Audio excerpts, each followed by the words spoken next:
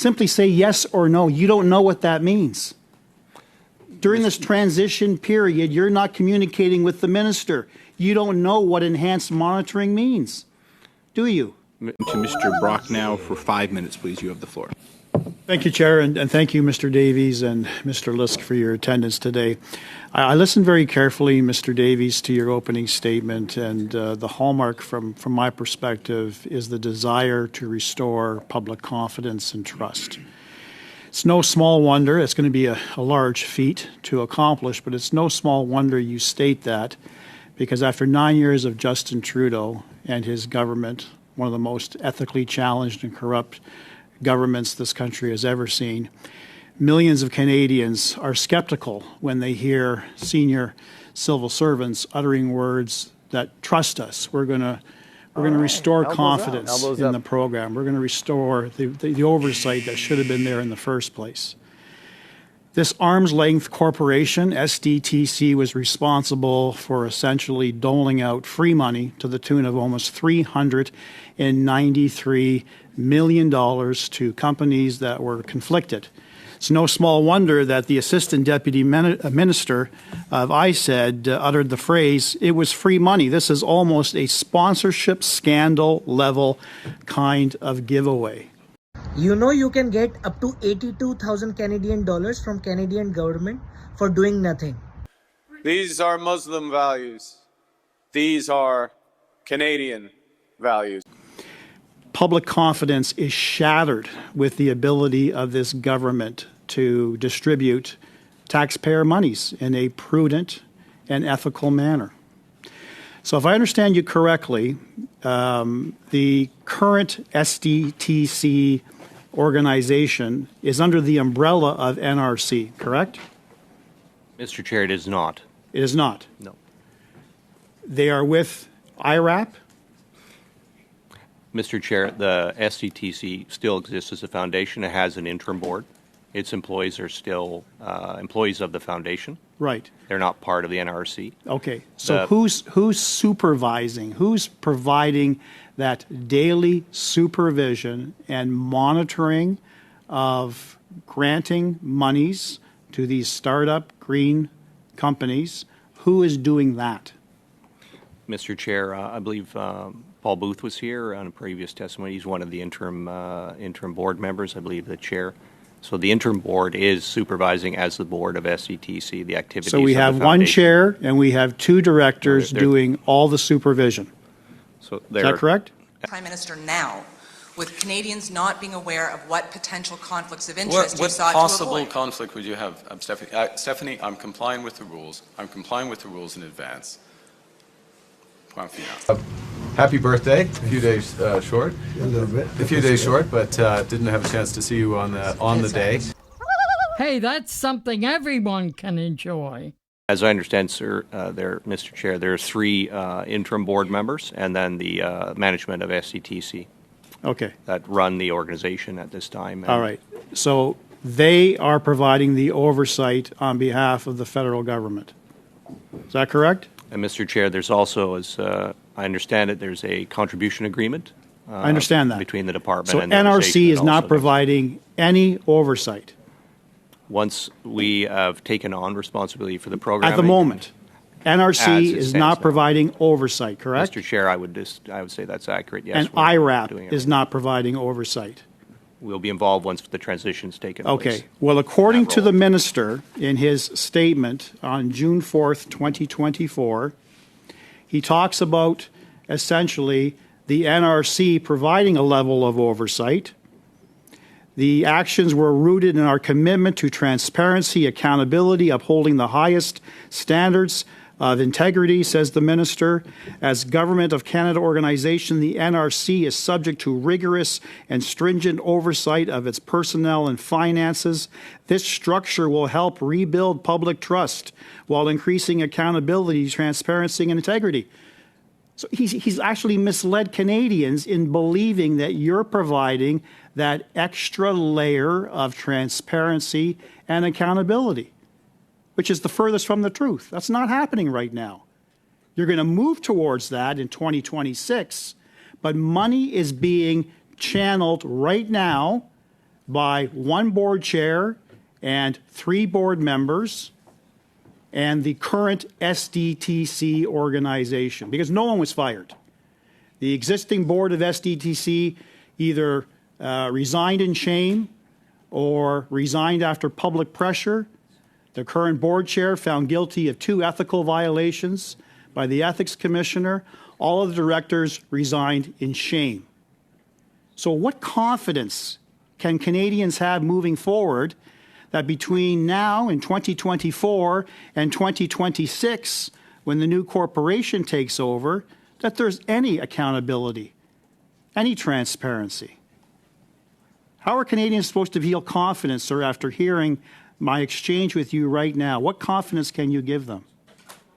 So, Mr. Chair, just a clarification that the transfer that will be undertaken will be done within this year. And we would hope if we can do that earlier, we will do so. The second is prior testimony has been given here from the department and SDTC, the interim board member who was here, that spoke about the process they're undertaking, and they've accepted the Auditor General's findings, and actually they're reviewing all the files with that in mind. And that interim board was put in place, I think, obviously because of the importance of public trust and the need to establish leadership at SDTC right now to do that work, and to do that work before it's transferred to the NRC in the coming year. So certainly also that transfer will take place hopefully in the 4th quarter of this fiscal year, and we're endeavoring to make that happen. But in the interim, obviously, the testimony that's been provided here before by the department and the interim board has talked about them accepting those recommendations and taking that fully into account in the review they're doing right now. Thank you. So I'll leave them to speak to how they're operating. Very much. Putting out to Ms. Kelly. Do you have the floor for 5 minutes, please? Thank you, Chair, and thank you to the witnesses. Just picking up on that oversight piece, the role of the Public Accounts Committee is to provide oversight of how public funds are spent. The role of ministers within their departments is to provide that oversight of the work of departments. We are in no way here to defend any actions by bureaucrats, by departments. We are here to provide oversight of what happened and how can we improve that process. Now, the minister, as soon as he learned, and the Auditor General in her report with the recommendations, took action right away. And I want you to help us understand, is the NRC going to be capable of fulfilling the recommendations that have been provided by the Auditor General and the work of the minister in providing that oversight? Is it effective in this point? So, Mr. Chair, I would say certainly we are capable of delivering the programming. I think also delivering it in line with the recommendations that have been made, on 2 levels, I think, that are important. First, of course, is, ensuring that we're working with clients that are fully eligible in the terms and conditions of the program. It's something that takes place at NRC IRAP now and has for a long time, and making sure we're working with clients that are eligible for the program support. Second, obviously, to do this work in a system that has strong checks and balances, oversight, all the things that you would expect to ensure people can see who we're funding and on what terms, who's taking decisions, and that any perceptions of conflict of interest are something that's addressed by our policy and our employees actually fulfilling their responsibilities under that policy to ensure it's adhered to. Third, of course, I guess I would also say the governance is certainly different in the NRC IRAP as a organization in the public sector where we're accountable for the decisions we take as employees of government and not. Excuse me. Oversight and monitoring of funding during the transition period. You can't speak to that because you're not speaking to the minister. So, Mr. Chair, the Deputy Minister of the Department has appeared here and spoke to what measures they're undertaking. It's not my question. It's for the department to give an account on their work. Sir, it's my time. Thank you. You are not able to educate Canadians as to what the minister meant by saying he's going to provide enhanced oversight and monitoring of funding. You're not speaking with him, so you don't know what he means by that, do you? Mr. Chair, as far as what we'll do to run this program when it's transferred to us, I've spoken to that in my testimony. That's not my question. Simply say yes or no. You don't know what that means.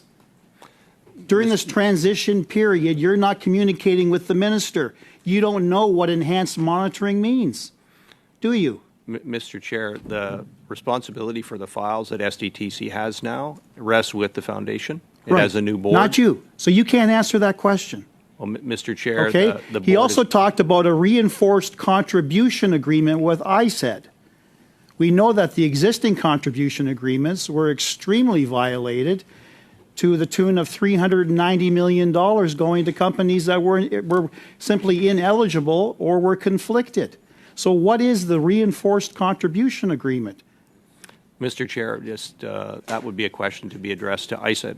Right. Who has responsibility for the contribution Right. agreement, not with us. Right. which So we do not. Canadians are no more the wiser after hearing this testimony today as to what changes Minister Champagne has introduced for over the next 10 months until SDTC comes under your review and ambit at the end of Q4.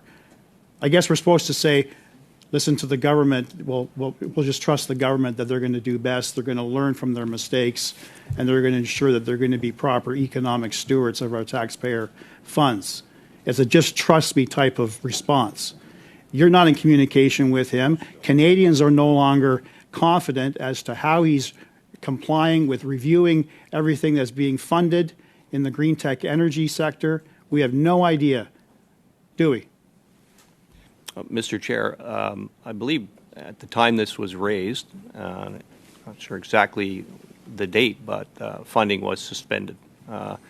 And then a new board has been put in place, and that changes everything at the foundation Okay, sir. about who directs The it. other question that And then we're Canadians working have on in the mind transition. is how are we going to recover that $393 million that was improperly transferred? What do you say to Canadians? What is the process that the government has shared with you as to how we're going to recoup that money?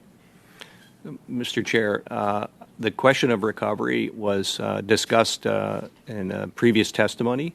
I believe questions were asked of the Deputy Minister, other witnesses that have been here. Those questions are best asked to the department. To your knowledge, has it started? Has the recovery process started? Mr. Chair, the NRC isn't involved with the current files of SDTC. I'm not in no position to answer the member's question, sorry. Well, presumably you're going to be answering these questions at the end of Q4. So you're not talking about it now as to what steps the government is taking to recover taxpayer funds? So, Mr. Chair, what we anticipate is the files that will be transferred to us will be ones that are in good standing that we can carry forward and continue to administer the agreements that are transferred to us and the relationship with those clients.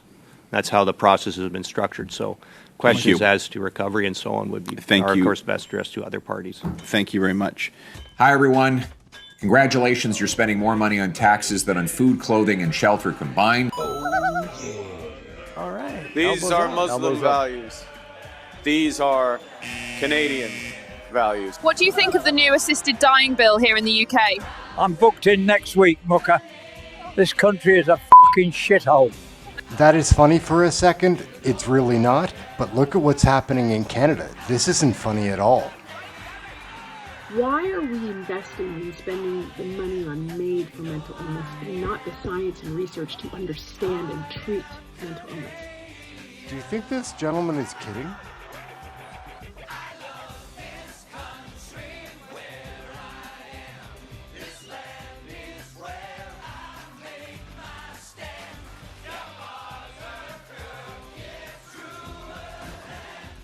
The one we call Canadian.